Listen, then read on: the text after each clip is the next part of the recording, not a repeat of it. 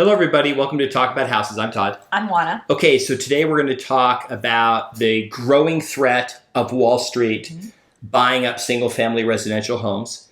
The pace is increasing even more. An article that came out by Yardi, Institutional Investment in Single-Family Rentals is on the rise, reports Yardi Matrix. Want to talk in general about this. What is significant? We have a ton of data. We have a ton of information in here. So really quick, if you want to see more good information about the housing market, make sure you subscribe, hit the notification bell, like the channel. Okay. Why are they doing this? Like, this is a relatively new thing. And when I say relatively new, 10 years. Right. So they're doing this because residential real estate is another asset class, right? Okay. They've seen that this is an asset class that appreciates, that provides ongoing revenue, and it makes sense. Look, we are all investing our money through 401ks, whatever retirement plan you've got, and it eventually trickles out to these institutional buyers in one form or another, and they have decided that this is one of the asset classes in which they will invest our money. We're going to talk about how this works in the back end, and you're not going to like it. I actually brought this up. I have a video from probably 2009 or 10 where I specifically laid out the framework for what large institutional investors should do. And literally, I think they watched the video because they're following it, but it's about a 12 or 13-year-old video. If you look at the Wall Street Journal or Bloomberg and you go look, you'll find all these articles where they will say what's going on with Wall Street investors, okay? Here's one. When private equity becomes your landlord, amid a national housing crisis, giant private equity firms have been buying up apartment buildings en masse to squeeze them for profit with the help of government-backed Freddie Mac. Meanwhile, tenants say they're the ones paying the price. Here's another article. Wall Street is using tech firms like Zillow to eat up starter homes. So let's talk about this. Zillow provides data. That's really all they provide. This sort of allows these Wall Street companies to hire analysts who are entry-level jobs to basically look through data and find what they feel are either a shortfall in the market, an opportunity in the market, or some kind of arbitrage where they can say, hey, look, if we buy here, we can rent for this. This is a big thing. And then they jump into they jump in that market, right?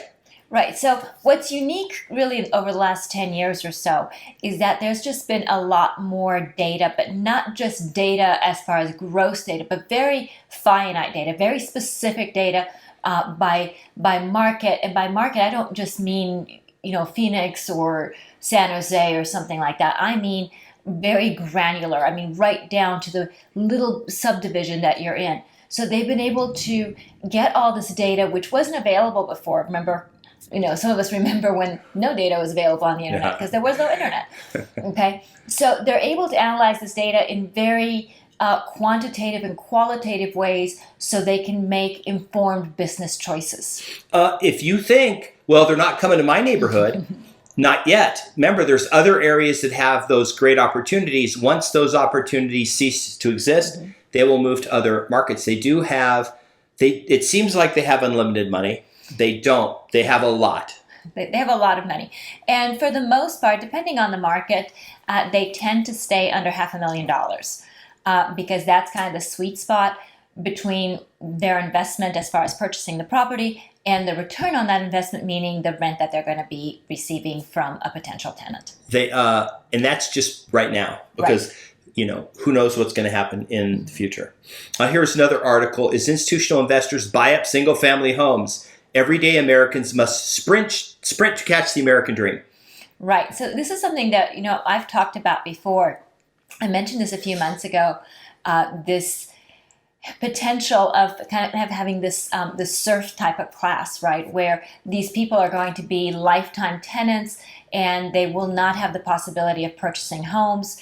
And this is important to today's generations, but it's also important to future generations because the more of the market that iBuyers control, the less market there is for individual buyers, and that puts pricing pressure, all kinds of lending pressures, and it will over time, it will completely change the way homeownership is viewed, and it will probably even change the way homeownership actually exists. We're going to do a video where we look at what it's like to buy a home in other countries, median price. And we've traveled, as most of you know, we've traveled all over the world. And we can tell you that we almost have yet to find a country that is industrialized and developed where prices are cheaper than here. You almost nowhere in Europe can you get a home for less money than you can get in the US. Australia, forget it. It's super expensive in Australia. Right. So when Todd's talking about this, he's comparing similar markets, right? So if you're talking about someplace like Sydney or Melbourne, he's going to compare it to a similar metropolitan area here in the US. Yeah, and Sydney's, I think, second or third most expensive housing market in the world. Something else about these institutional investors that's tricky. So you have some money and you put it into your 401k, or you invested it in a fund, or you have a money manager investing it. And that money manager is investing in funds that have different classes of risk. Some are high and then some are low. So you'll see that they have some part of the portfolio has stocks in them, because they're like Apple or Amazon or Tesla or things like that, because their potential, they could potentially, double maybe in 5 years, or they have strong revenues, they're monopoly companies basically.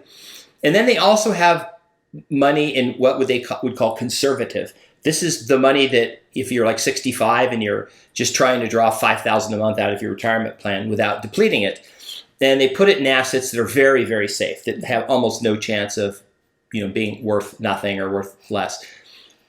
So what these companies are doing is they invest in companies like BlackRock and things like that are going out and buying homes and then renting them out, because they have two ways to make money. The home value is going up on these, and they've had very good returns the last decade, as most of you know, and then the rents are going up. So they're locking in an asset.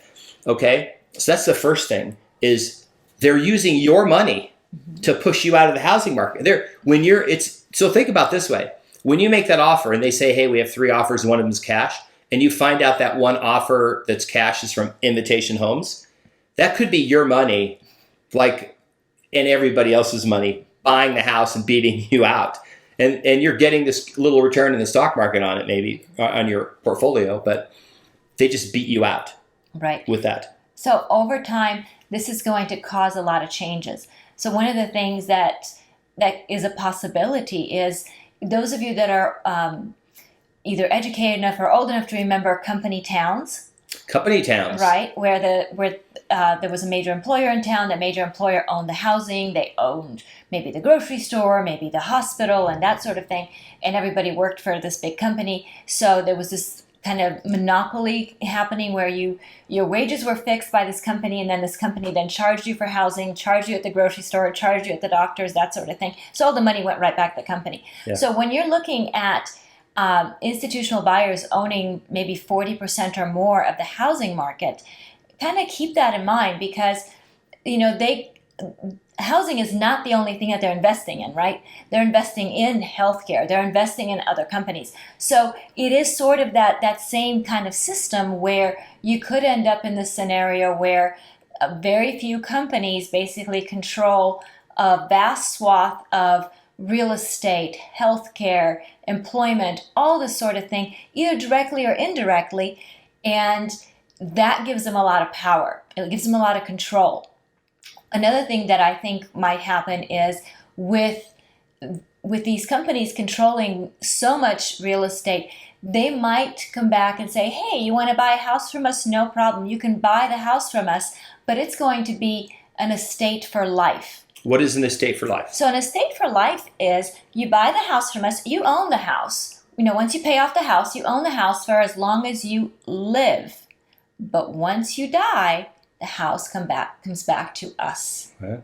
So that's a possibility. So you're going to see a lot of different things changing in real estate over the next 25 years. And I think that's going to be very interesting to watch. I'm sure that there will be legislation to try to place some sort of consumer protections in place. But as we know, the road to hell is paved with good intentions and unintended consequences. Yeah. So as much as I think that consumer protection is good, I think the unintended consequences sometimes are more detrimental than the evil that they were trying to prevent. I'm going to go read through some of the information that was in the article from Yardi. Institutional investment in rental single-family homes is on the rise and expected to grow dramatically over the next 8 years, according to a new bulletin on this sector released today by Yardi Matrix. However, rising interest rates are forcing investors to reassess the most effective strategies for growing portfolios and contribute to near-term returns. Let's talk about this really quick. Rising interest rates. When they go get that 3%, well, let's talk a year ago. That 3% loan that they got, they had to go through underwriting and provide all this information because they're an unknown in there. So they get a loan for 3%, right. And they think it's a smoking deal. They're like, man, I'm ripping off money. Okay, you're BlackRock. You have $90 billion under management, and you go out and go to the bank, go, hey, I need $5 billion. We're going to buy a bunch of houses. And remember, the bank, the overnight rate at the bank at the time is under 0.25%. So what kind of interest rate do they give BlackRock? They're going to get at least a point off, if not more. Okay, so let's say BlackRock gets it for 1.75%. Right. So now BlackRock is out there, and these other funds are buying homes with much cheaper money than you, like much cheaper money. Like money under inflation. And what's amazing about that is that the return, remember, you're getting 4.5% return a year in average for appreciation. And then you're getting this great return on rents, right? That's why so they're probably sitting in some cubicle 10 plus years ago, some person after watching our video said, hey, I got this great idea how we could just make a killing over long term, and it's guaranteed pretty much to go up, and this is why. And interest rates have been coming down, and they've been doing this like crazy. Yes, they're probably saying, okay, now they're probably, if you can get a loan at 5.5%, they're probably getting it 4 still, or maybe 3.5 to 4, right? Something like that. Something like that. So they still have money, cash that they're still deploying. But what's going to happen, Juana, when inflation is not a thing anymore, economy starts to slow, the Fed starts dropping its rates, and then interest rates start dropping for average home buyers? These institutional investors have a long game. Okay. So they're different than individual buyers, because individual buyers kind of go wherever the wind blows. So if the interest rates are low and the economy's humming along, people tend to go out and buy homes. If there's uncertainty, if interest rates rise, people get a little more skittish about buying homes because, like I said, individuals tend to kind of be followers rather than leaders. Okay. And these companies, because they have a very long horizon compared to an individual, they are strategically investing their money in markets that make sense and at times that it makes sense for them with funds that are borrowed, or they are our funds from our retirement plans. Okay, institutions have committed more than $60 billion to buying single-family homes over the past year, according to various corporate announcements and news articles. Okay, this $60 billion, you think you're trying to figure out if this is a lot of money or not, because there's $1 trillion plus of residential real estate that's purchased every year in the U.S. But remember that Opendoor and Offerpad and Zillow and these iBuyers, between them, aren't using $10 billion. They're using a few billion. They're using a lot of money, but they're flipping. They're not retaining the homes. So they turn the home. They're trying to turn it for a profit. They're trying to flip it for a profit. Maybe make improvements, maybe not. The scary thing is that home ends up on the market. So the people who say, well, some iBuyer like Opendoor bought the house, but then that's gone. No, it's not gone, because remember, they put it back on the market and sell it. So you do eventually end up with a house you can purchase. Maybe. So keep in mind that Zillow, Opendoor, these iBuyers that have been flipping homes have been losing money doing that. Okay. And this is one of the things that we talked about in a previous video. We did talk about them having enough money to weather their losses until they find a business model that is profitable.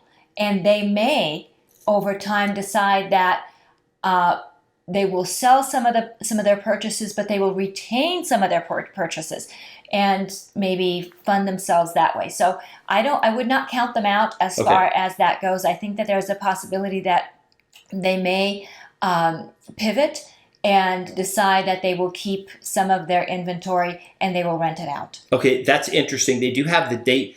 Zillow, Redfin, these companies do own the data, meaning they own the granular data that Juana was talking about. Recent research by MetLife Investment Management estimated that institutions own some 700,000 single-family rentals. In 2022, about 5% of 1.4 million SFRs nationally. That number's wrong, so ignore it. MIM forecasts by 2030 institutions will increase SFR holdings to 7.6 million homes, more than 40% of all SFRs. That number's incorrect. Don't pay attention to it. And what number is incorrect is the percent. It's not 40% because there's more than 14 million single-family homes in the U.S.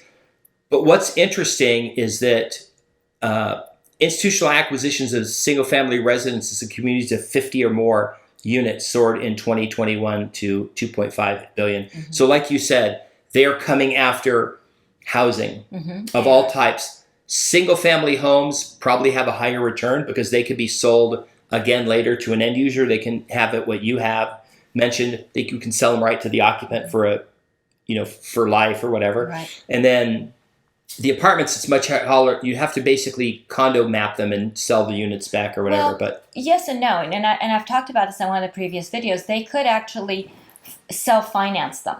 So if they self-finance them, that is a possibility. So, for example, tell them what that means, how that works. So, seller financing, right? So, here's the thing: you have a piece of property, and either it can't be financed by traditional means, or you offer an incentive to the buyer to let you finance the property for them. Now, what happens with that, and the reason why a buyer would want to do that is maybe it's a lower qualification standard, maybe there's some other incentive along the way. Maybe they'll pay some closing costs or whatever. They'll sweeten the pot so that the buyer lets the seller hold the note. Now, that is in the interest of the seller because remember, if you don't make the payment, they get to foreclose, woohoo, and they've got the property back. So it gives them, again, control over the property, and it reclassifies the asset for them. It changes the way they account for things on the books that could be more advantageous to the seller. Seller always wins in seller financing. Yes. Always wins. Talk about what are build to rent. And because I've got a chart to show them after you talk about it. Right. So build to rent is when a buyer, or in this case an institution, says, hey, Mr. Builder, go ahead and build me the subdivision because I'm going to go ahead and buy the whole thing from you and rent it out. Okay. And this has been going on. And we've talked about this in several videos where big national builders are building entire subdivisions and they are selling the whole subdivision to either one institutional buyer or they themselves are hanging on to the subdivision and renting it out. Okay. This is historically, I'm going to put the chart up now. This is historically a significant change. This was not done in the 50s, 60s, 70s, and 80s. This is a relatively new thing. You can see the trend here. On this chart, the blue bars are how many per year estimated that were built to rent. And then you can see the gray arrow. And on the right, that's the total cumulative amount. And that's the index on the right. You can see that the 2021 was the most ever that were build to rent. And you can see just the first half were already about half, if not more than half of last year. So this will continue. This is even exacerbated because we know that new home builders are backing off because of interest rates being up. New home buyers have dropped out a bit. But they're still selling to institutional investors and they're keeping them themselves, but they're building less. So what we're going to have is on the back end of this thing, when the economy gets better, probably sometime next year, and the interest rates are coming down, and the buyers all flood back in the market, maybe as early as next spring. Inventory starts going away. It gets even worse than it was in 2021, potentially, because all this pent-up demand and all the money that these hedge funds have, they're out there in full force now.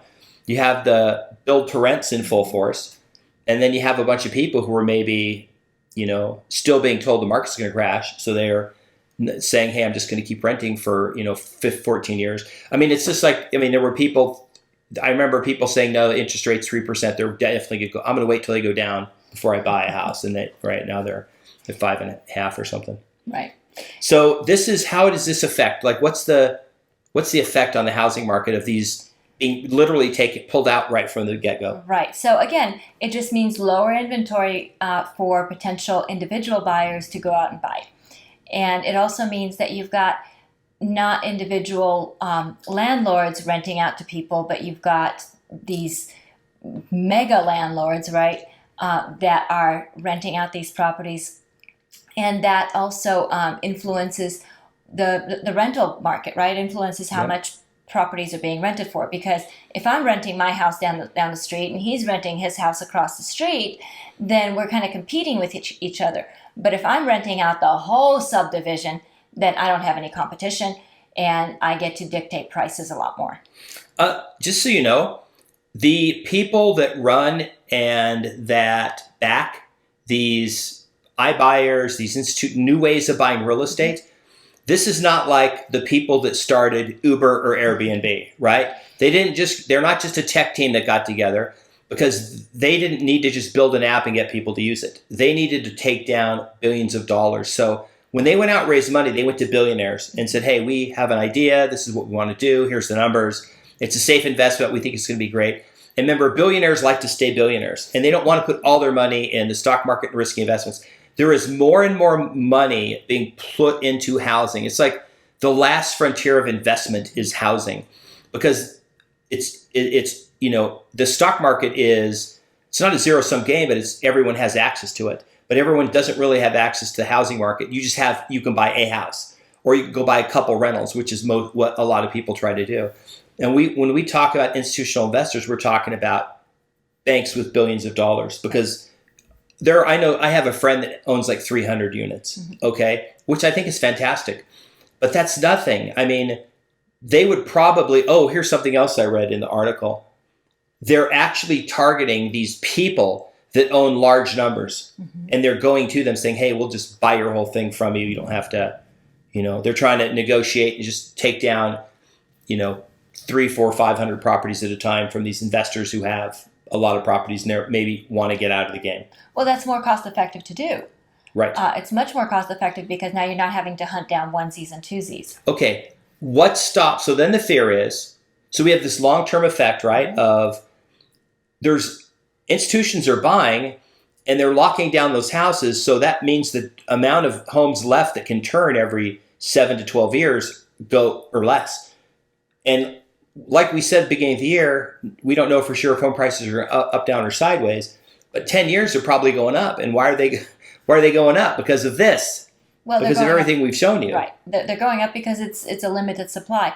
The other thing to keep in mind is that as this continues and the number of homes available drops, these institutional investors are not going to get to 40% of the market and go, okay, we're good.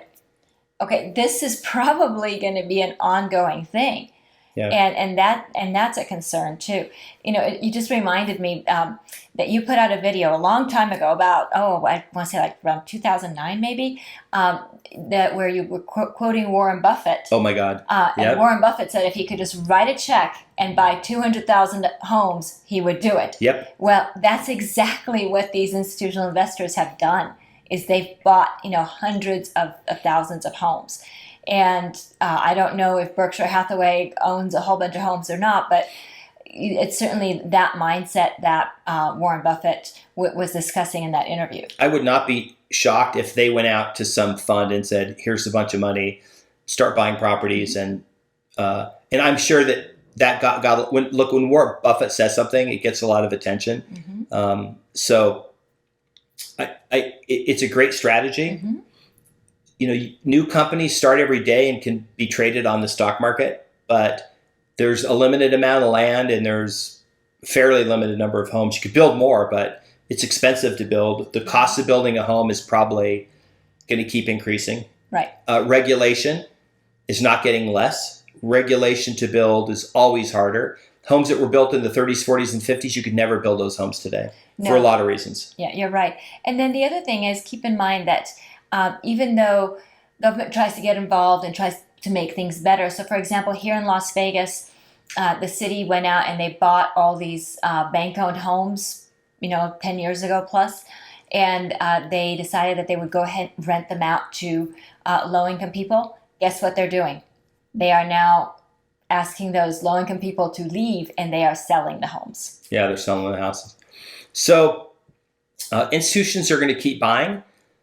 I don't know how many they're going to buy the rest of this year, how many they're going to buy next year, but if I had to guess, by 2030, I don't think it's 40% of the housing market, but the percentage of the housing market will grow every year. I believe every year for at least the next decade, institutions will buy more homes as a percentage than the current percentage that they own. Mm-hmm. Not meaning they'll double it, but if they own 5% of all homes, that they'll overall 5% of all homes purchased will be the next year will be bought by investors. Mm-hmm. And then maybe they get 6%, then 7%. We think we know it was 18% mm-hmm. in 2021. They bought 18%. If that trend continues, they're going to get to 40% of the housing market relatively quickly. Right. And when that happens, you're going to get this inflection point where homes just become ridiculously expensive because people don't want to give them up. You're going to end up in some places like Europe where you just can't buy a house because they're locked up. They're a generational wealth. Nobody wants to get rid of them. The family, when somebody dies, the next generation moves in. Mm-hmm. That's very common in Europe. It's not common here in the U.S. We could see that. I think this is a trend institutions recognize, and because somebody asked, like, is this a good time right now to go buy a house in Vegas? And I'm like, look, you can't. This is not the stock market where you can time it, right? If you're moving and you want to buy a house, then it's a good time to buy a house. If you need to sell a house because you have to sell the house, it's a good time to sell the house. But trying to play the game doesn't work because we don't really know what's going to happen. Mm-hmm. Nobody knows what's going to happen next month, in 2 months, when we know that this is the slow time. Mm-hmm. July, August, September is the slow time in Vegas. It starts picking up in the fall, right? And then it's full bore in the winter and spring, and then next spring could be interesting, right? So what concerns me about all of this, and kind of the broader picture, and the broader picture to me is the change to social fabric in the U.S. Because my sentiment is that all Americans, by and large, dream of owning their own home.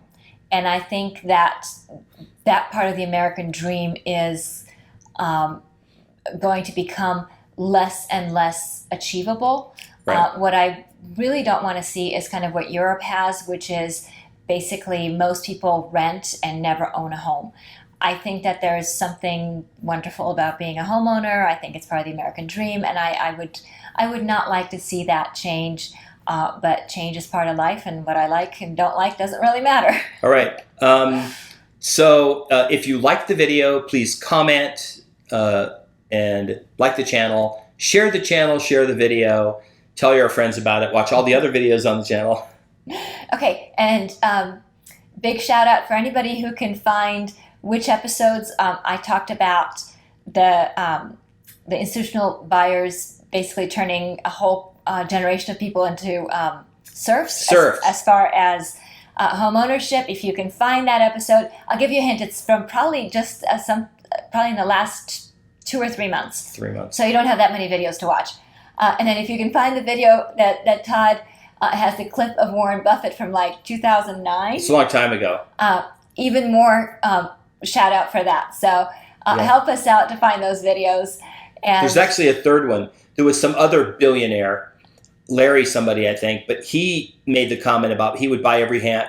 I think he's the one that said that you should buy a house. You should buy a house for your kids. You should buy a house for you should buy a house for everybody you know. You should tell everyone you know to buy a house. Yes. If you have employees, they should be buying houses. Everyone should be buying houses right now. And he was a billionaire that said that. There you go. Yeah. So that's the third video for you to find. There you go. So videos for you to find. So leave us a comment and tell us which videos there so we can find them. Yeah. We appreciate you watching. Please share the video, like the video, hit the notification bell so you can get notified when we do the next video, and we'll see you on the next video. Bye. Bye.